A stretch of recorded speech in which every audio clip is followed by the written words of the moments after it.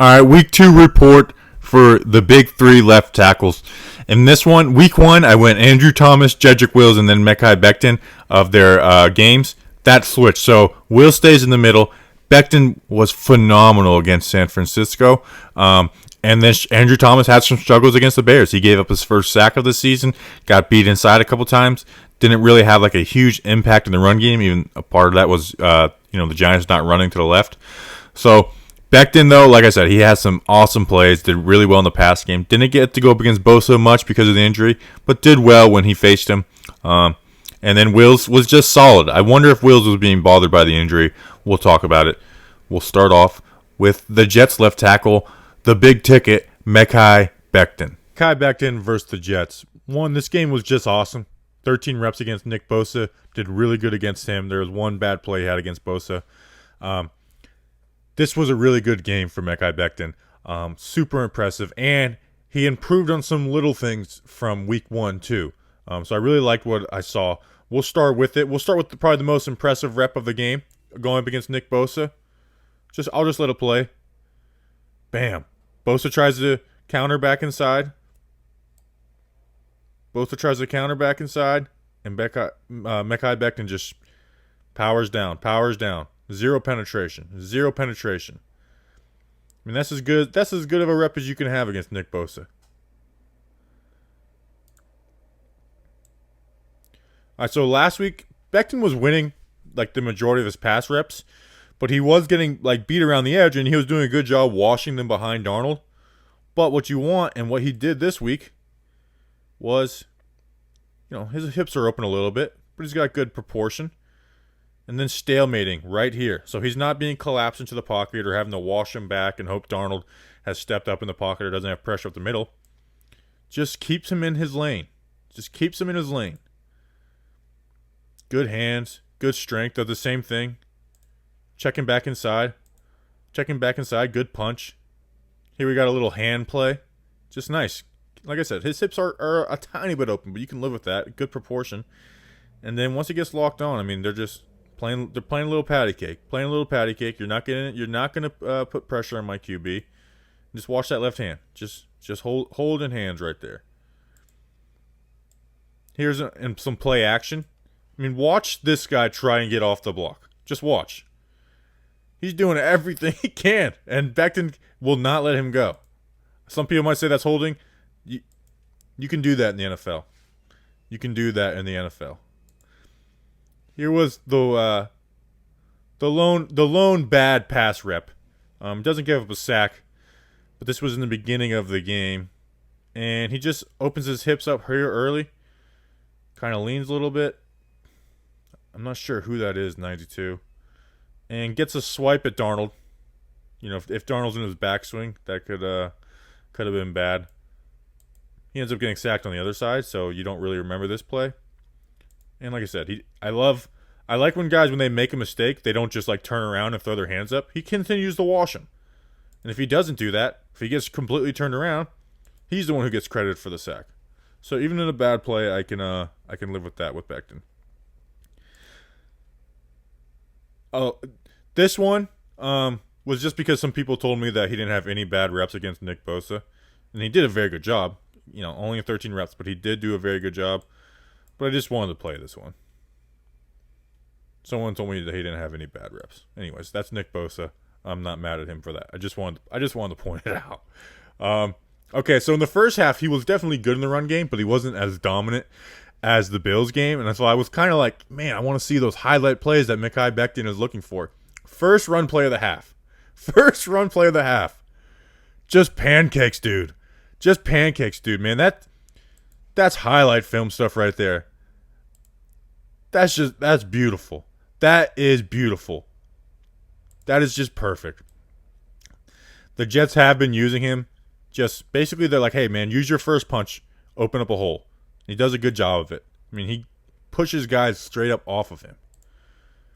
There was a couple times the 49ers on that did this, and they beat him back inside. I think I counted 3 times that happened. He just needs to keep on, with his, he relies on his first punch, which his first punch usually gets the job done. Just keep those feet moving, man. Keep those feet moving, big dog. That's correctable. This might be my favorite play. Actually, no, the pancake was. So I'm playing it from the sky view because it's a reverse. And I don't need to explain this. Just watch him. Just watch him get out in space and just pancake, homeboy. That stuff is so fun to watch. It gets me giddy. Bam! And then gets fat on him. Get fat on him, big dog. Gets back up. This play, man, this play bothered me. It's actually a pretty good design. 29 just reads it correctly. It's got the sweep. Maybe you want to do that a little later, but it's meant to pull this guy out and leave him unblocked. And then Becton washes 99. Does a great job. So ideally, you want the running back coming off his ass. He's kicking out. He's blocking here. But the number 29 did not fall for the sweep at all. So that's not like on. That's just a play design that the defense played well. But if he does even like play with this, I mean, he can come right off Becton's ass and have a huge gain. And then this next play, this is nothing. You would never remember this play. But week 1, twice against the Bills, where he was the backside tackle on a run play, and he was just basically trying to hinge, which basically means you want to make it seem like a pass rep, so he goes upfield, and then the running back does whatever on the other side. Both times last week, he stepped with his left foot first, and they dove in, and both were tackles for a loss. Just watch the right foot. Easy. Simple. Now they do a stunt on it, so it doesn't make too much of a difference. But if that guy was trying to dive in, it's not there like it was last week, because now he's right here. Whereas last week he would come here and then bam, it was like a 2-yard loss each time. So, man, this was a really impressive game for Mekhi Becton. He improved in the pass game. He improved in little things like that. Not as dominant in the run game, but you had the highlight plays. So, really good game for Becton in week 2. All right, so Jedrick Wills, week 2. Good. No, like really bad plays. Obviously, not every play is perfect, but no, like really bad. Like, oh my gosh, what was Jedrick Wills doing on that? Or he got manhandled. A couple really good plays, but wasn't like a highlight film for an offensive lineman. I kind of wonder if he was still bothered by his leg injury, because he did leave for the fourth quarter of week 1 and then had to turn around and play Thursday night. So credit to him for even showing up. I have no idea what the extent of the injury was. But I kind of wonder if that was bothering him a little bit, because there's some times where he didn't like finish a play like I come to know Jedrick Wills to do. But overall, just a good game, like a solid game. And you're not saying his name after this game if you're a Browns fan, because he just played really well. So let's run through it. Just some good pass reps. Gets out, nice. Maybe you want him to punch inside, but he gets his job done. Keeps him in the lane he wants him in. This one actually, I guess, was shared like a highlight. I mean, it's cool. I think it exposes him a little bit, because he gets back so quick in this pass rep. Watch it. Bap, bap, bap, bap. Gets back so quick, and that's awesome against this guy. But my worry is, and this isn't, he doesn't do this every play, is if this guy's blitzing and he does that, and it's a zone blitz and he pops out, then it kind of leaves himself exposed on the inside. But the athleticism of it is really nice. Just bap, bap, bap, bap. And then, once he's on it, he does a good job. So, nothing to complain about on that play. He doesn't do it completely on this play,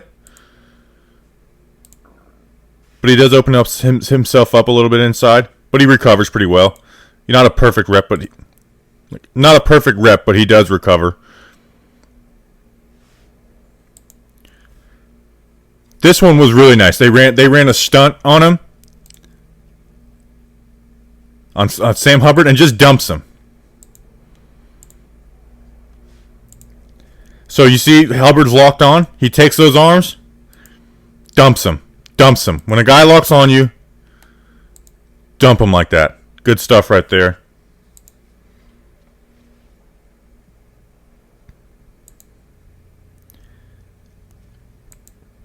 This next play I love, because tackles don't get to do this a lot, because they're usually on one-on-one islands or they're helping the guard directly.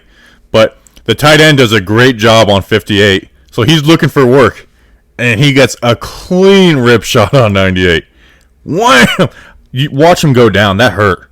That hurts, man. I mean, if you've ever been hit in the ribs, that hurts. Just gets a clean rip shot. That changes the way a guy rushes the passer. That would totally change the way a guy rushes the passer. And like I said, if you're a left tackle, you don't get that opportunity much. So I like that he takes advantage of it there. Browns, by the way, Kevin Stefanski sells play action better than any coach I've ever seen. You saw it in Minnesota. I mean, I would be watching the offensive line, and then, after the play, I'm like, oh, that was actually a pass play?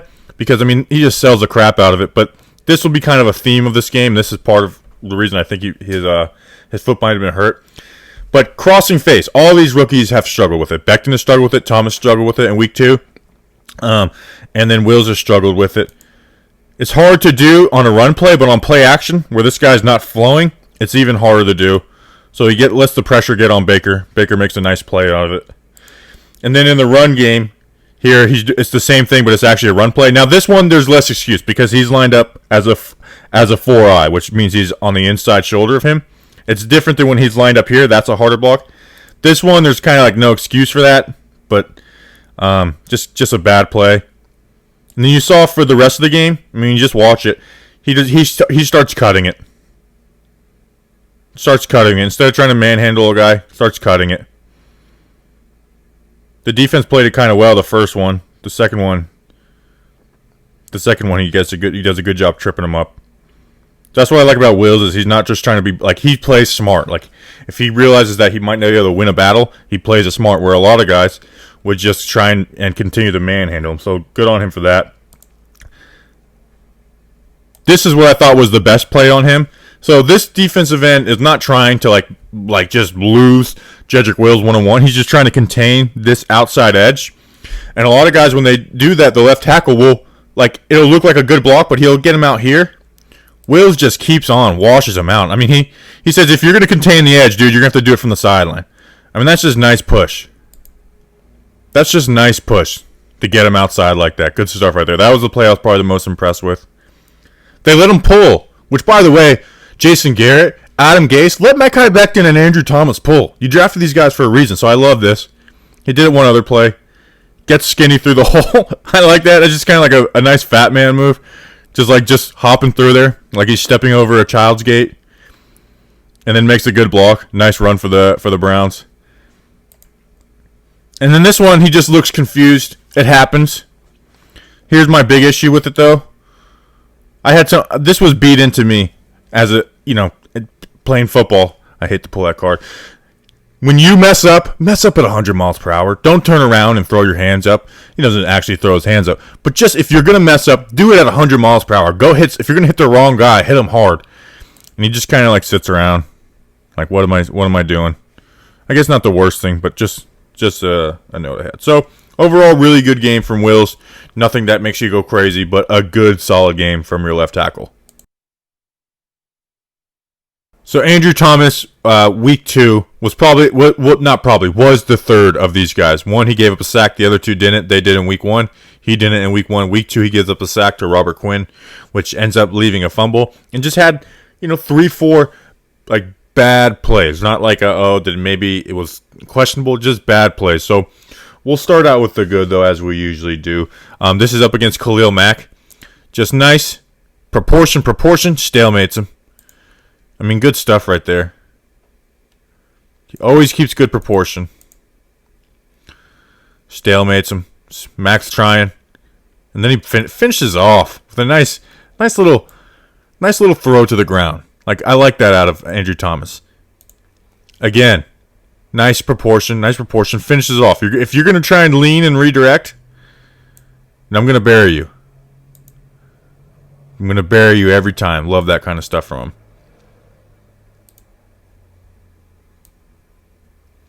Here's the sack. The one thing that is why I liked Andrew Thomas the most coming in the draft is because his proportion. The thing he needs to work on the most is his hand punch, and this is where he gets beat on the sack. He's good. And then that wide punch, Quinn just he does the bat with the left hand and then swings with the right. And then just pulls down on him. Yeah, Jones definitely should have gotten that ball out. But Quinn's able to come around, snack that ball out, and it's a strip sack on Andrew Thomas's part. He got beat inside a couple times in this game. I'll show both those plays. I'm not exactly sure what happened here. Like, it's just, I guess just he went for the punch and stopped moving his feet. Punches right there, leans, gets beat inside, forces Jones outside the pocket. Luckily, he has nice legs. Again, against Khalil Mack. Just Khalil Mack uses what he does well, his agility, and just kind of makes him look silly. Again, thankfully Jones has some legs, but then he gets better at it. So here's Quinn doing the inside move on him, and it's not a perfect rep, but it's a rep that I really like because he gets beat. But instead of last year with Nate Solder, I hate to keep trashing Nate Solder on these videos, he ends up here. He ends up here. But Thomas, like I said, when you make a mistake, make it 100 miles per hour, rides him, pushes him, and then Jones is able to step up. That's the kind of stuff that's the recoverability that you like from Andrew Thomas. Just rides him. And then again, this one against Khalil Mack, just gets good punch, powers down. Powers down. In the run game, they didn't run behind the left side again. They did it twice. One was on a toss play, which Golden Tate messed up the crack block on it. And then on this one, there might have been one more. This one, it's going to be a good play. He works a good double with Toilolo, but he trips and looks silly. And just looks silly. By the way, Dion Lewis can't read a hole because or maybe he did see that. I don't know. Something all of these guys have been struggling with, crossing face. Right there. You want him. He was the one guy who did a good job week 1. Week 2 he doesn't, to cross that guy's face. Now granted, Dion Lewis has 2 holes he could go through until he screws up the play trying to cut it back. But if he crosses face, he's able to cut it back anyways, even though there's no reason that he should have cut it back. Like I said, there wasn't a lot of responsibility in him in the run game. You know, he's on the backside. Good job here. I guess this can count as crossing face, even though it's not a zone. And then something Becton struggled in week 1 that got a lot better in week 2 is just a simple hinge block. Like I said, you take that step inside first and then hinge out. You're just protecting the backside. Zeitler wasn't supposed to pull. It was a river call. But so you're not going crazy over that, but you are going crazy if he screws it up and gets beat for, you know, two negative plays. So rough game for Thomas. This was definitely nowhere near his Pittsburgh game. Bad reps, but also showed that recoverability. These young guys are going to all struggle. Obviously against Khalil Mack and Robert Quinn, who are 10+ sack pass rushing guys. So you see the good traits, but he did struggle. Needs to work on his punch. All right, thanks for watching. We'll be back with week 3. It's going to be more timely each week, not 1 week late or on Friday. So it'll be out more timely. Appreciate it. Subscribe, like, all that good stuff. Share it with your Jets and Browns and Giants fans, friends. Appreciate you guys. And Bucks, move Tristan Wirfs to left tackle, and I'll include him in this video. All right, we'll see you next time. Follow me on Twitter too, @BobbySkinner_.